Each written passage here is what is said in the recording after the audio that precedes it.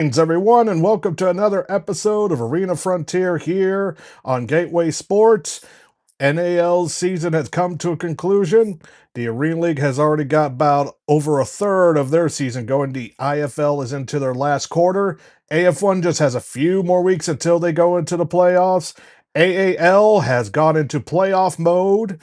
And the International Arena League, as surprise, surprise, they are still going. Of course, their championship is in August, as is for the Indoor Football League and the Arena League. So, interesting how this is going. Thankfully, nothing over the weekend tragic, but we did have some comeback victories, some upsets. But it just like this was a very good weekend. We're getting into basically deep in the summer. Heck, 4th of July is next weekend, which is actually the least amount of games for this season, though I do question the International Arena League playing games as of right now. With their schedule, they're playing on Saturday, where the other arena leagues are actually avoiding Saturday altogether. So that's going to be interesting.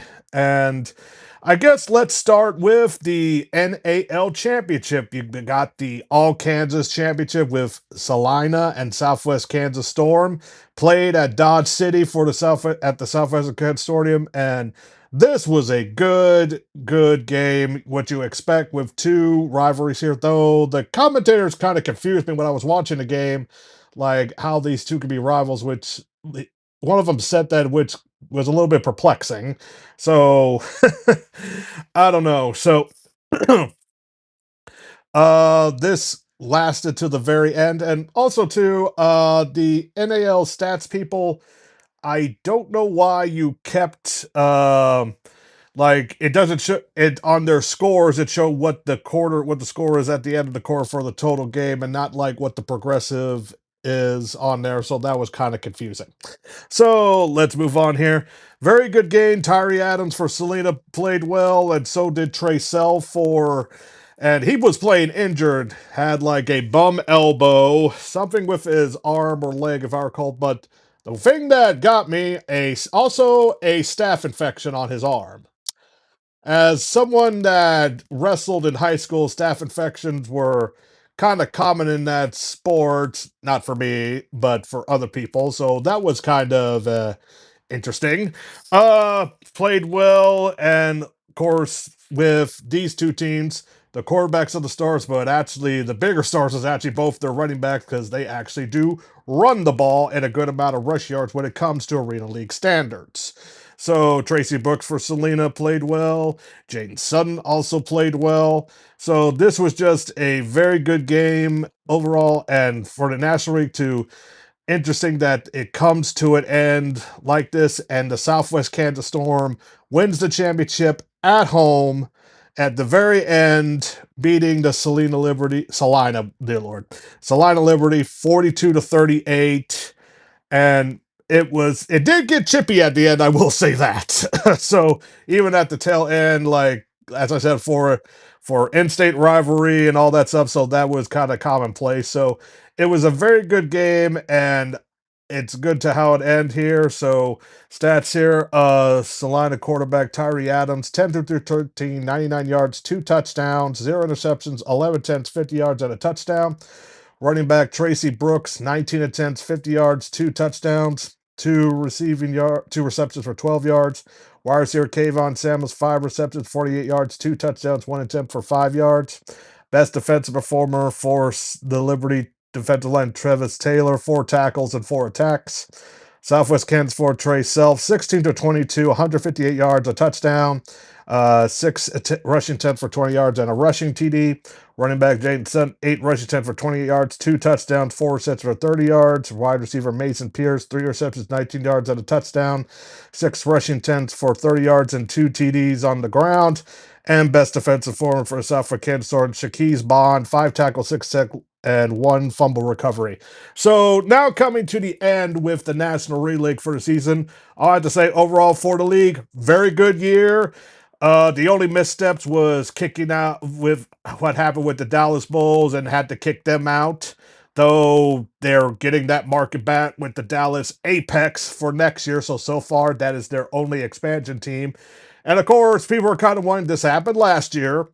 Will the champion of the NAL leave the league to go and join a different league, which would happen last year with the Beaumont Renegades going to the AF1?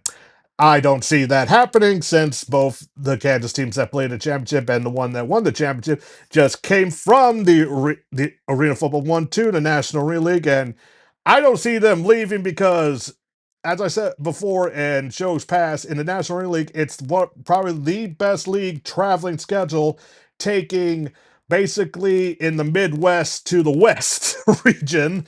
So they're close. It's not much on travel. So it's interesting good to see what other teams get added. I will say someone that like myself is in the St. Louis area, it does fit that territory, and other arena leagues have stated they didn't say where, like Arena Football 1. Jeff Fisher did mention, was it Jeff Fisher or someone for Arena Football mentioned that they would want a team in Missouri. So as of right now, the only arena teams in Missouri is in the Arena League with the Ozark Lunkers and the St. Joe Goats. So be interesting to see here. Of course, I would put St. Louis in there because in Kansas City, with the what used to be the KC Goats, they had trouble getting arenas because the first inception of there, for some odd reason, the arena they played in, apparently there was some, I don't know what was like something with the flooring, if I recall correctly, and then they actually had to play their games outside in a high school football field, which, though, in my humble opinion, actually was pretty good. The crowds were good, and they didn't really have to spend much money on the rentals. I would think this would probably be the less cost of a rental because, well, it's a school public property, so it's probably the best they could have done, but it's like because of the rain and stuff that would be difficult. So it's interesting that experience couple of years back. I actually would like to see it again. Of course, the closest would be the Iowa, now playing at the University of Northern Iowa State. So good to see what teams get added to the National Arena League. Will there be a shakeup in leadership? You never know. So it would be kind of interesting to see what happens with the National Arena League and what other markets they are going to add. And I wonder, like, I'm kind of thinking they probably might add more on the western side rather than the eastern side. So it's going to be quite interesting to see. All right, now to the Indoor Football League, and this is week 15. They got 5 more weeks until the playoffs. Playoff picture has showed up a little bit more, though. Another thing is that their website needs to show up their playoff standings. They should, or do something on social media. They really haven't, but Eh, I digress, but we'll just have to see. Hopefully it changes soon on there. But getting on to week 15 action here. First game close and with the in the Western Conference with the defending champ Vegas Nighthawks against the San Diego Strike Force. And here we have a close game and an upset. Very close because the Vegas Nighthawks lose to the San Diego Strike Force. And for this game, this is how it is when in the Arena League. You have to start the momentum at the beginning and not lose track because, strangely, the Nighthawks got shut out in the first quarter. And ever since then, even though they did score a bit more in the Strike Force in the second quarter, the defense finally woke up. And then it was basically just tit for tat in the second half, but it wasn't enough. And the San Diego Strike Force beat the Vegas Nighthawks 43-39. Like I said, you need to keep that momentum at the very beginning when it comes to arena football games because playing catch up usually doesn't work, but it actually did for one game we'll discuss a little bit later in a different league. So, like I said, the Vegas Nighthawks, defending IFL champions, lose to San Diego Strike Force, which honestly I see this as a potential playoff matchup in the future.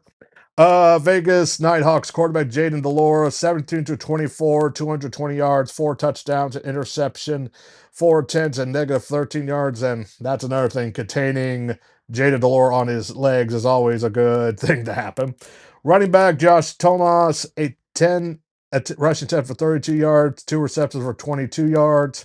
Wide receiver Deshaun Stoudemire, 5 receptions, 61 yards, and 2 TDs. 3 rushing attempts, 34 yards, and 2 touchdowns. Wide receiver Quentin Roundup, 5 receptions, 85 yards, and 2 TDs. Let me check something here. Sorry about that. Just double checking something here. Okay. Uh, Wide receiver Quentin Randolph, 5 receptions, 85 yards, 2 receiving touchdowns. Best defensive performer for the Nighthawks, Quentin Randolph. Ian McBurrow, 6 tackles and 5 assists. Standing up strike force quarterback Nate Davis, 18 through 28, 205 yards, 3 touchdowns, 1 interception, 2 rushing touchdowns for 5 yards.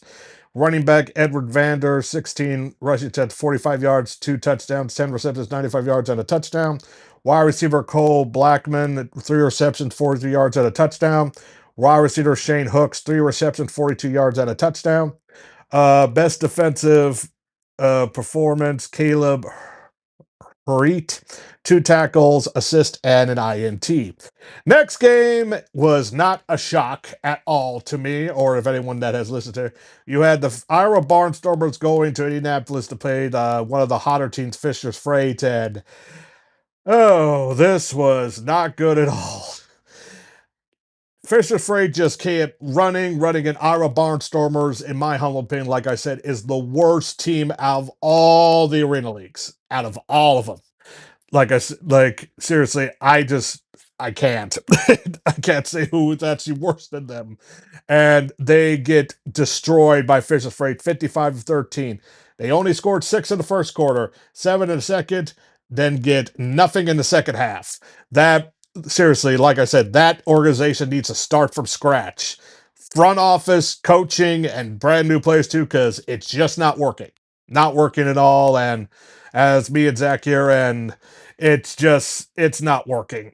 Like I said, so Fisher Freight beat the Iowa Barnstormers 55-13. Terry Jones Jr., the quarterback for Iowa, 3 for 7, 39 yards, a touchdown, 12 attempts, 35 yards. Running back David Elder, 10 rushing attempts for 42 yards and a touchdown. 2 receptions, 12 yards, 2 kick returns for 20 yards. Wide receiver DeMonte Martin, 4 receptions, 51 yards and a touchdown. Best defensive for Jakar Layman, 3 tackles, 1 assist, and 2 forced fumbles. Fisher's Freight quarter Felix Harper, 5 through 9, 71 yards, 5 attempts, 30 yards, and a touchdown. Running back Josiah King, 11 attempts, 18 yards, 3 touchdowns, rushing, 1 reception for 2 yards. Wide receiver Jordan Davis, 1 reception for 11 yards, 2 rushing attempts for 26 yards, and 2 touchdowns. Most of their points came on the ground. That's the thing. Best defensive performance, Ja'Cory Benjamin, 8 tackles for Fisher's Freight. Next one was pretty much expected here. The Tulsa Oilers defense stopped the San Antonio Gunslingers, even though the Gunslingers have been doing pretty well the last couple of weeks, just not now against Tulsa. And Tulsa's trying to come back in order to get back into the playoff picture for the IFL. So they're trying to play catch up here, and they lose to the Tulsa Oilers beat the Gunslingers 54-25. Gunslingers, like, even though it's their third year in existence, but they're still okay, but they're still growing, but they still have a better future than the Iowa Barnstormers thing. Holy cow. San Antonio quarterback Zachary Calazanda, 11 to 32, 2 yards, 3 INTs, 9 interceptions for 40 yards. Wide receiver Dion Cook, 7 receptions, 15 yards, 2 touchdowns. Wide receiver Glenn Gibbons, 2 receptions, 2 yards, and a touchdown. Best defensive performance for the Gunslingers, Terry Beckner, 2 tackles, 1 assist, and 1.5 sacks. Tulsa quarterback TJ Edwards, a second, 8'11, 89 yards, 3 TDs, 11 attempts for 50 yards and a touchdown. Running back Caleb Razazier, 12 attempts, 40 yards, 2 receptions for 17 yards. Wide receiver Kentron Jackson Jr., 3 receptions, 51 yards, and a TD. Wide receiver Jamaic Smith Jr., 2 receptions, 13 yards, and a touchdown. And then we got a big man touchdown here. Terrence Williams, 1 reception, 1 yard, and a touchdown. And best defensive forward for the Oilers, Trey Harvey, 1 tackle, 1 reception, and turned that into a touchdown.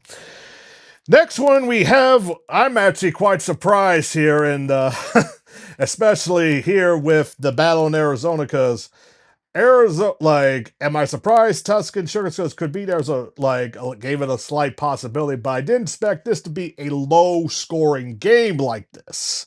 Arizona actually had the momentum first, in the first quarter, then and shut out the Tuscan Sugar Skulls. Then the Sugar Skulls scored all the points in the second quarter and shut out the Arizona Rattlers. So back and forth there.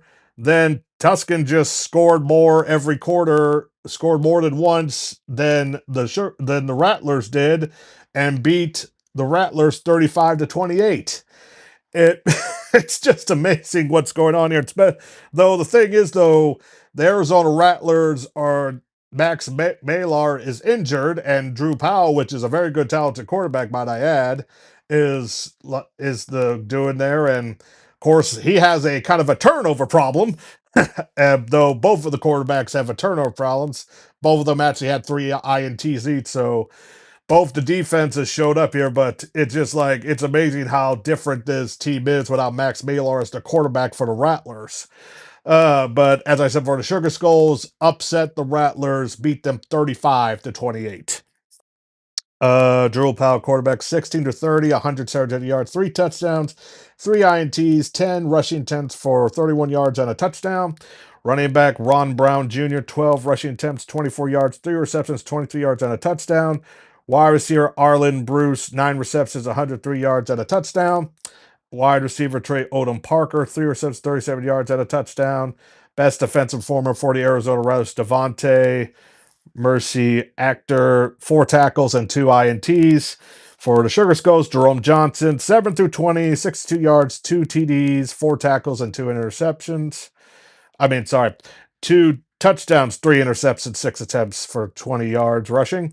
Running back Brandon Mackey, 6 attempts, 50 yards, 2 touchdowns, and 1 reception for 18 yards and a touchdown. Wide receiver Jerron Waters, 2 receptions, 9 yards, and a touchdown. And best defensive for Aaron Jackson, 5 tackles and 2 INTs. Okay, here. Let me double check here. Yep. Then we got the final 2 IFL games here. And here we kind of got more of the bottom of the barrel here. And somehow, the Northern Arizona Wranglers somehow lost to the New Mexico Chupacabras, which is the second worst team in the IFL, in my opinion. And somehow they are able to just be able to lug it out here and beat the Northern Arizona Wranglers, which they also had some. It's been an up and down year, but more ups than downs. I'm just surprised this happened. Very, very surprised. So I don't know. It's kind of interesting there. So, like, it just somehow the Chupacabras, and especially with getting like I hear, former St. Louis Bandits quarterback Davin Portieri as their quarterback later on in the season. So, it's interesting how the arena play goes here. So, like I said, the Chupacabras just beat the Wranglers by 3, 35-32. Northern Arizona quarterback Anthony Garrett, 12-29, 150 yards, 3 TDs, 8 attempts for 32 yards. Wide receiver Kobe Smith, 3 receptions, 65 yards and a touchdown. And also threw for a pass for 45 yards and a touchdown. That was a good play. Wide receiver Marlon Cook Jr., 4 receptions, 55 yards and 2 TDs. Wide receiver Miley Ritchie, 1 reception, 35 yards and a touchdown. Best defensive performer for the Wranglers, Brendan Lubar, 6 tackles, 1 assist, and an INT.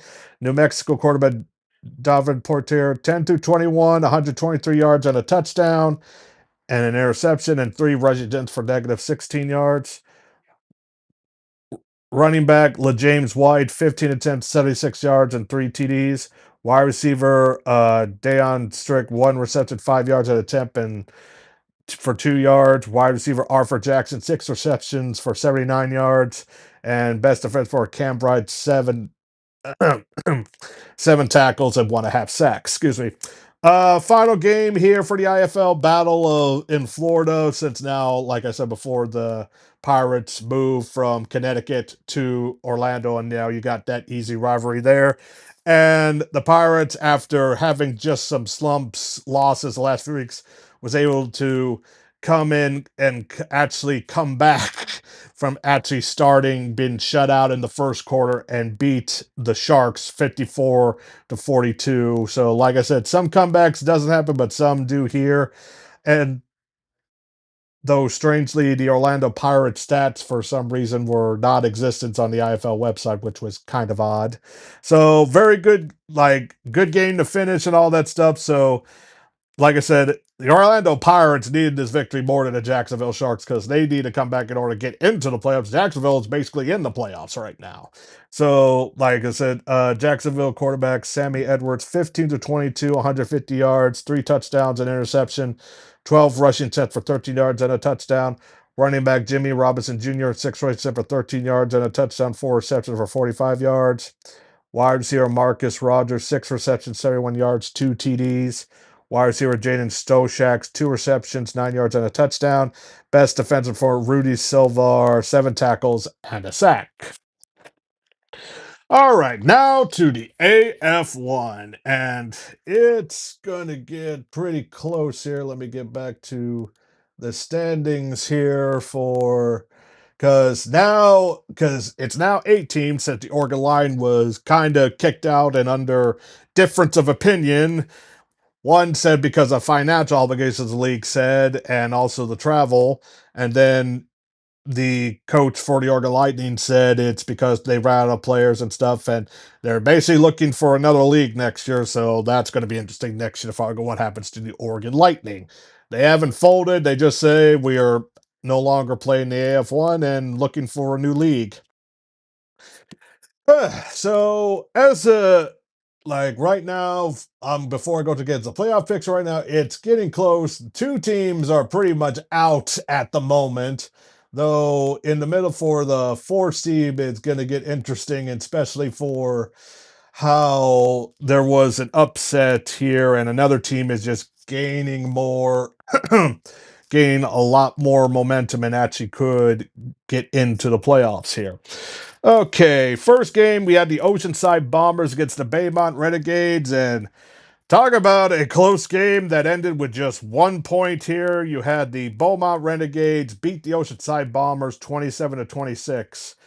And this is kind of interesting. Oceanside Bombers, even though they're, as of right now, they're 1-9, I still would have this team beat the crap out of the Iowa Barnstormers in the IFL and a few more of the teams because they're a lot more talented as they are. So it's just mind-boggling how, like, even though you're worst in your league, but you're actually a lot better than than some of the in the what some people say is the more premier league of the arena leagues. So, like I said, Baymont Renegades beat the Oceanside Bombers 27-26. Oceanside quarterback Mark Salazar, 17-36, 118 yards, passing 2 touchdowns. Wide receiver Tyler Kennedy, 9 receptions, 101 receivings, and a touchdown. Another wide receiver, Vincent Strange Jr., 3 receptions, 25 yards, and a touchdown. Best defensive performer, Robert Robinson, 4 tackles and a sack. Baymont quarterback Carl Robinson, 19-24, 145 yards and 4 touchdowns, 7 rush attempts for 2 yards. Wide receiver Dontrell Morrison, 3 receptions, 21 yards and a touchdown, 2 rush attempts and a rushing TD. Wide receiver Jalen Shalet, very interesting name there. 1 reception, 41 yards and a touchdown. Wide receiver Zuri Davis, 2 receptions, 40 yards and a touchdown. Wide receiver Jane Barrel, 4 receptions, 44 yards and a touchdown. Best defensive for defensive line Sidney Jones, 4 tackles. And now we get to what was the repeat of the Arena Football 1 championship with the Albany Firebirds and the Nashville Cats. And after I thought the Albany Firebirds would come back and win this game after their upset loss last week, and nope, nope, nope, nope, nope, nope. And honestly, Sam Casanova, Albany Firebirds, I would have given him my player of the week if it wasn't for that they lost because he threw 10 touchdowns. And it just amazing, like they were just neck and neck, but it just that the Nashville Cats just were able to get more points at the end, and beat the Albany Farmers 70-69. And for a team that was about undefeated last year, they have lost 2 straight. So is this going to be start of a like decline for the Albany Firebirds? It's quite interesting that this is happening right now. They're no longer undefeated and they're somehow very vulnerable, losing to the Michigan Arsenal last week and then now the Nashville Cats, which these teams are pretty even. So, but it's just amazing how things go here. Very interesting. Like I said, and then most of the scores for the Nashville Cats actually came from the ground. So it's just amazing how this happens.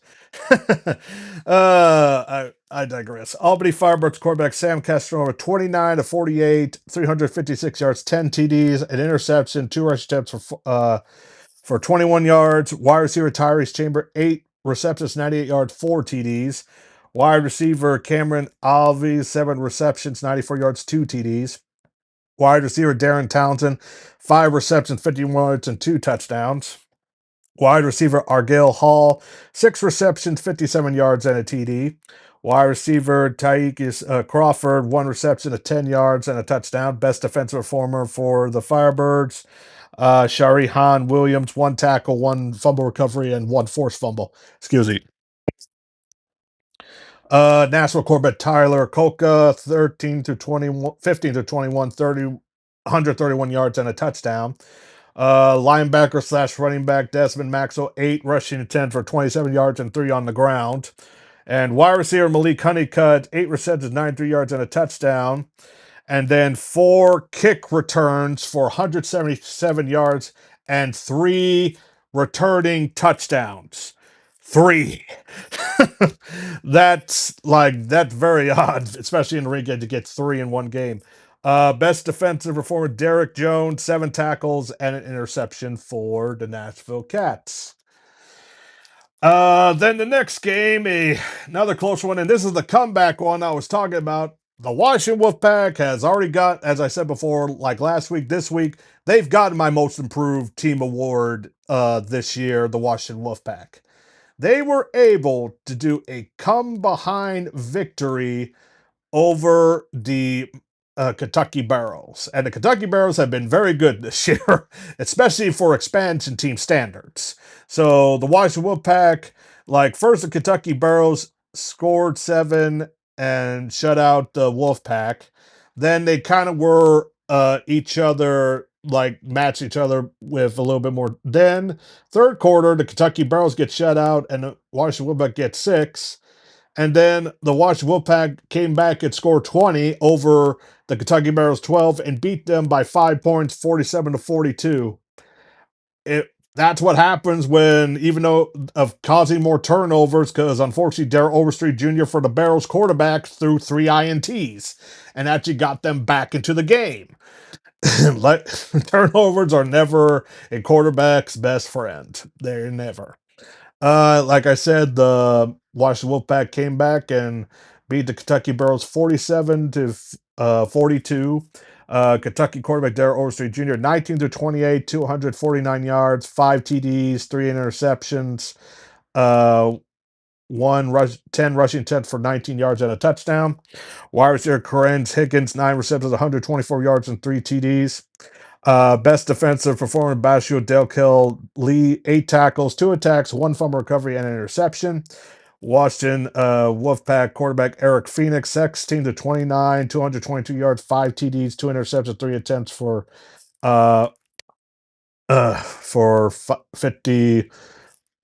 5 yards. Sorry. Wide receiver Kier Greer, 3 receptions, 25 yards, and a touchdown, along with 2 rushes for 14 yards and a touchdown. Wide receiver Deshaun Williams, 6 receptions for 61 yards and 2 TDs. Wide receiver Tyler Stevens, 2 receptions, 30 yards and a touchdown. Wide receiver Brandon Labana, 4 receptions, 6 yards and a touchdown. Best defensive performer, defensive back Makat Lee, defensive back Makat Lee, 9 tackles, 1 attack, and 2 interceptions. Now, unfortunately, the final game, though thankfully I watched it, it was the final game of the week. It was a Monday night game that I saw last night on YouTube, and this was a fun game, though for some odd reason, and AF1 has a bad habit of this.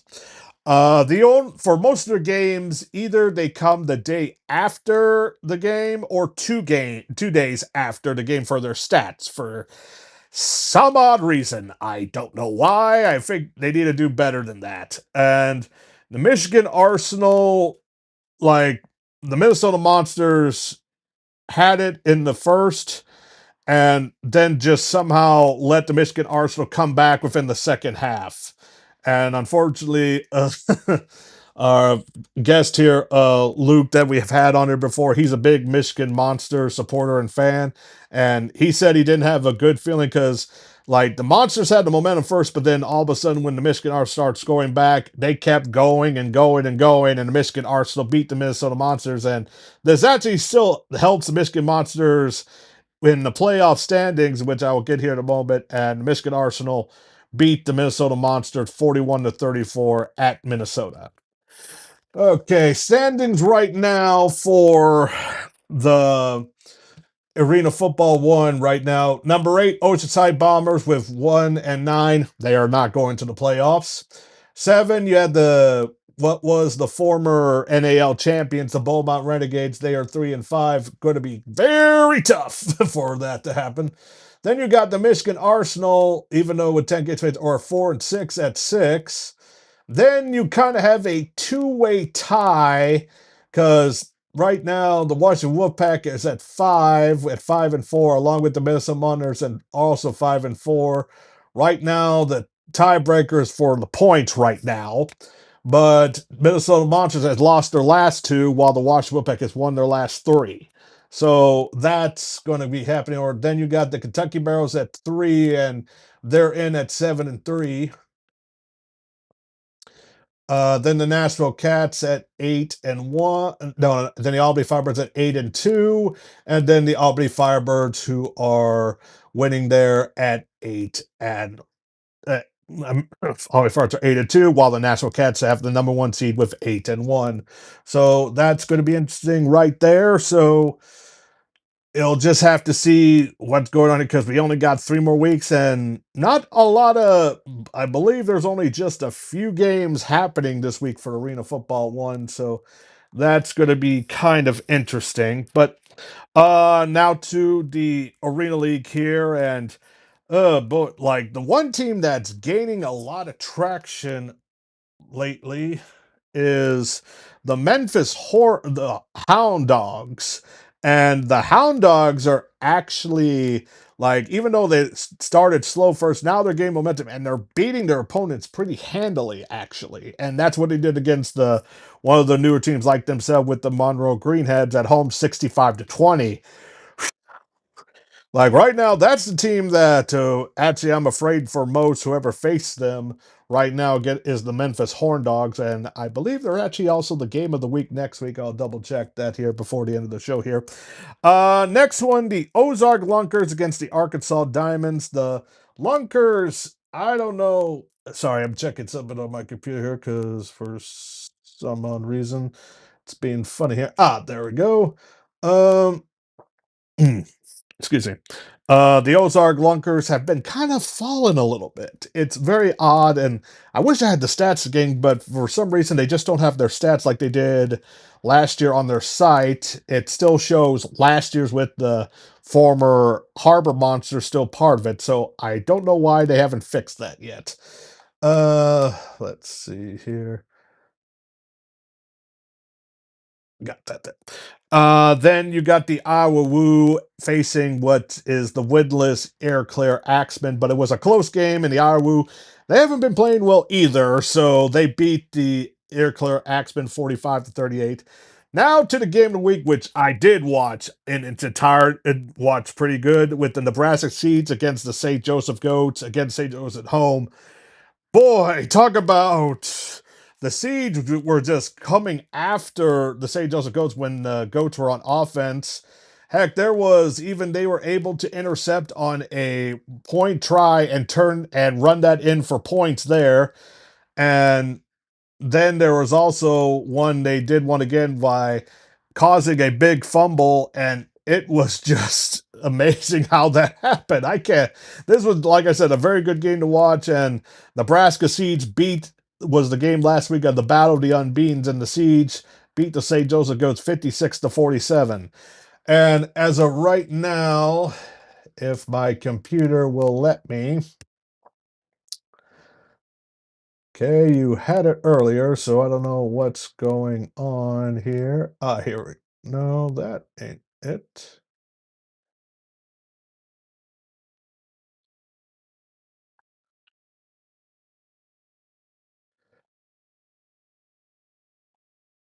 And I had it, and hold on. Sorry, folks, technology. All right, hold on here. Because I had the standings right here, then all of a sudden it changed on me. No, that's not what I wanted.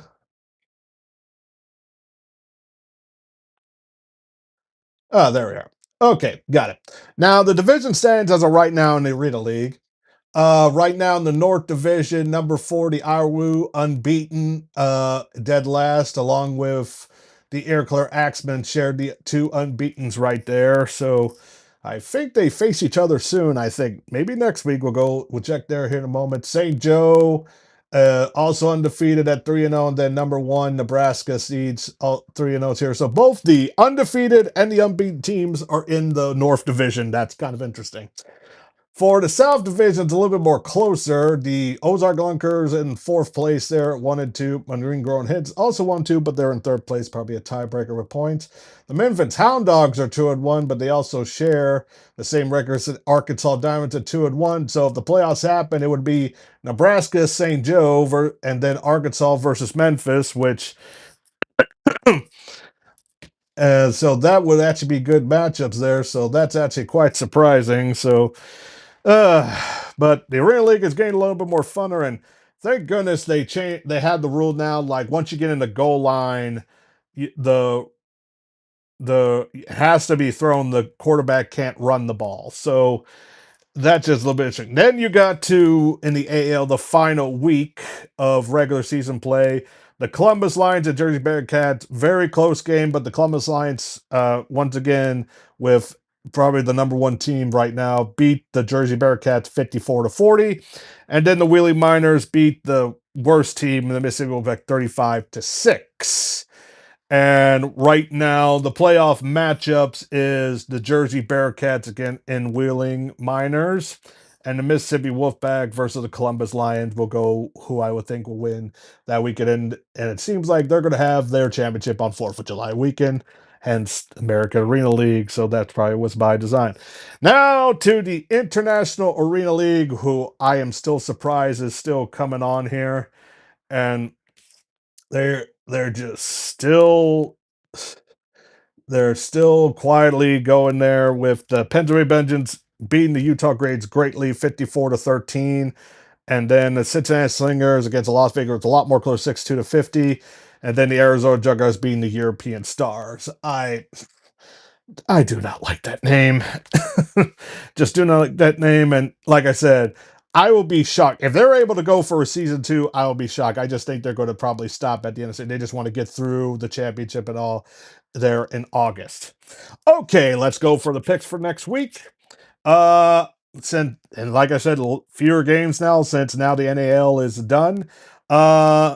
Saturday game we got in the IFL for Week 16, Fisher's Freight versus the Green Bay Blizzard at 5 o'clock on Yahoo Sports Network. Ooh, I'm actually going to go with Fisher Freight on that one because it's going to be close, but I have Fishers there over Green Bay at home in Green Bay. Tulsa Oilers versus the Iron Barn Sword at 8 o'clock on overnight. Tulsa. San Antonio Gunslinger versus the Vegas Nighthawks at 9 o'clock on Yahoo that Saturday evening. Nighthawks are angry. They're going to beat the San Antonio Gunslingers. Then last Saturday game, New Mexico Chupacabras versus the Arizona Rattlers at 9 o'clock on overnight. I'm going with the Rattlers there, even though New Mexico won their previous game. Sunday game, there are 3 Orlando Pirates versus the Quad City Steamrollers, 4 o'clock Eastern at Yahoo. I'll go with Orlando, actually. Tuscan Sugar Skulls versus the North Arizona Wranglers for another battle in Arizona. 4 o'clock on the overnight network. I'm going to go with Tuscan. San Antonio versus the Jacksonville Sharks at 7:30 on Yahoo Sports Network. Uh, Boy, tough one. I'm going to go with Jacksonville on that one. Then for AF1, there's only 2 games. Baymont Renegades versus the Nashville Cats at 5 o'clock Eastern on YouTube. I am going with Nashville on that one. Then the final game, very good one. You got Michigan Arsenal, the two teams that you seem to be bad, but that don't reflect their records. Michigan Arsenal versus the Washington Wolfpack. I expect this to be the Vice game of the week, and I'm actually going to go with the Arsenal with a slight edge over the Washington Wolfpack, but it's going to be close, I think. The Arena League, you got the Air Clear Action versus St. Joseph Goats. You got the undefeated versus no win, so I'm actually going to go with the Goats there. Memphis Hound Dogs versus the Arkansas Diamonds, so you got the first 1 versus 2 in the South Division, so that's going to be a very good one. I'll actually give Memphis just a little bit of an edge there. Then you got the Iowa Woo versus Nebraska Seeds. That's unbeaten versus another unbeaten there. Beaten versus unbeaten there. So I'm going to go with Nebraska Seeds there. Then the Ozark Lungers versus the Monroe Greenheads. Uh, that's battle for who's going to be third and not fourth. Oh, I'll give the Ozark Lunkers just a slight edge. AAL playoffs, Jersey Bearcats versus Wheeling Miners. I'm going for the Miners. Mississippi Wolfpack versus Columbus on Guard Lions. I definitely expect it to be a Lions versus Wheeling Miners championship game. Then for the IAL, Pennsylvania Benjamin versus the Arizona Juggernauts, going with the Benjamins. Las Vegas Rockers versus the Utah Grade 8s. I'll go with the Rockers. Then you got the European Stars versus Cincinnati Slingers. I'm going with the Slingers. And that will do it for this edition of Arena Frontier here on Gateway Sports. Getting a little bit more like we're going into the summer. Like I said, not this weekend, but the following we go into 4th of July, and that one's going to have a lot lesser games. The Arena League is going to have a bye, and most of the games are either going to be on Friday or Saturday. I could be a Monday game. I have to double check. I think there is. So we're going to see there. Already I have contacted. There looks like we will have Zach Killman on next week, but as of right now, I'll put that as a maybe because you never know with anyone's schedule nowadays. But look for next week to have a guest, especially talking a lot of England Arena, and also I'm going to ask him about what he thinks about the future of the National Arena League now that their season is done. So be sure to join us next week here on Gateway Sports for our next episode of Arena Frontier next Tuesday. See you all next week.